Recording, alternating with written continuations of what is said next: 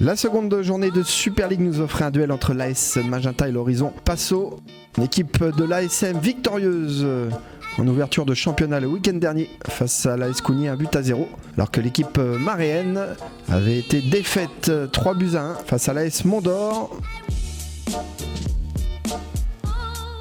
Magenta qui voulait donc confirmer, tandis que l'équipe de l'Horizon Passo de Nengoné voulait réagir dès cette seconde journée du championnat élite calédonien. Dans une première demi-heure de jeu où il y aura très peu de situations dangereuses.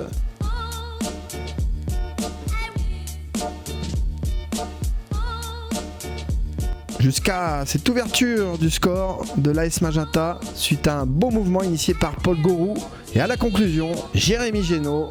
On joue depuis 25 minutes et ça fait 1-0 pour l'ASM.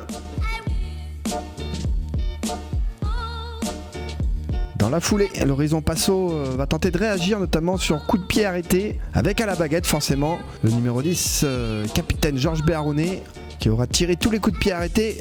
Et forcément, quand on connaît sa qualité avec sa patte gauche, eh bien, ça va finir par finalement payer pour l'Horizon Passo, qui égalise par son capitaine à la 38e minute de jeu.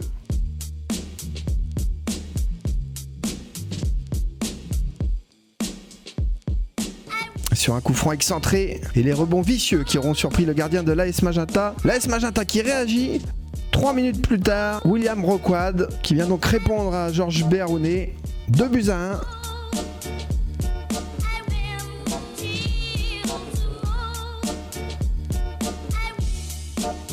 Dans une fin de première période complètement folle.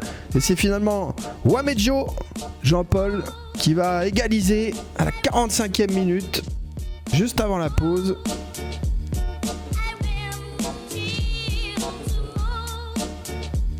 Deux buts partout à la reprise. Avec donc cette seconde période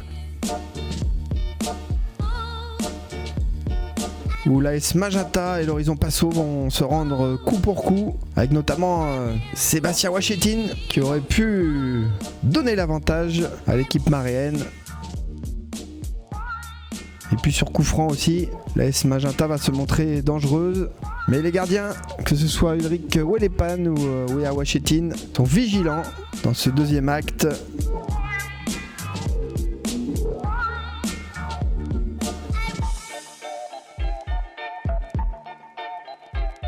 À l'image de ce ballon en profondeur, mais Wachetine était bien présent.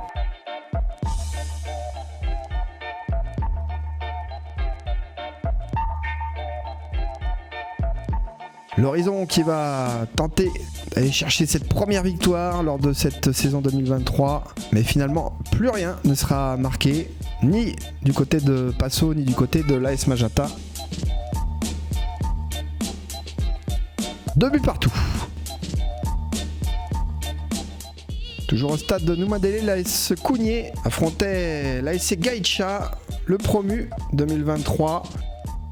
Qui avait idéalement lancé sa campagne Super League avec une victoire face à Roanono, alors que Cougnier, pour sa part, se devait de réagir après avoir été défait en ouverture de championnat face à Magenta justement. Et ça va bien commencer pour les Cougniers avec ce but chanceux de Narcisse Cautereux qui ouvre la marque à la 8e minute de jeu simplement.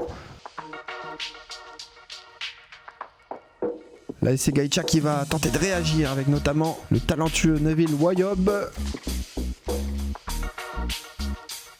Et puis Cougnier qui peut toujours compter sur l'excellent Roberto Neuere et son pied gauche. Ouais, des débats équilibrés entre Cougnier et Gaïcha. Où là encore les deux formations vont se rendre coup pour coup.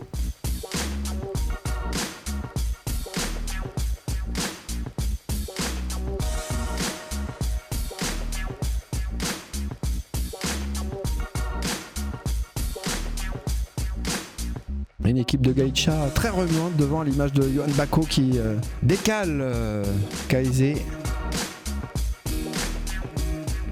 À la mi-temps en tout cas, c'est bien Cougnier qui mène 1-0. Et Gaïcha donc qui court après ce score et qui en seconde période aura quelques opportunités de revenir à la marque, mais l'équipe de Lifou qui va s'exposer au contre de l'AS Cougnier.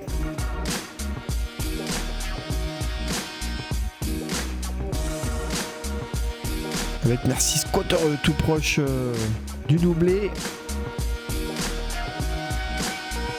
Grosse action également pour Lionel Tanaena et pour Gaïtcha. Gaïtcha qui aura toujours buté sur une quand même solide défense du Cougnier, emmené par son capitaine Vincent Vaquier.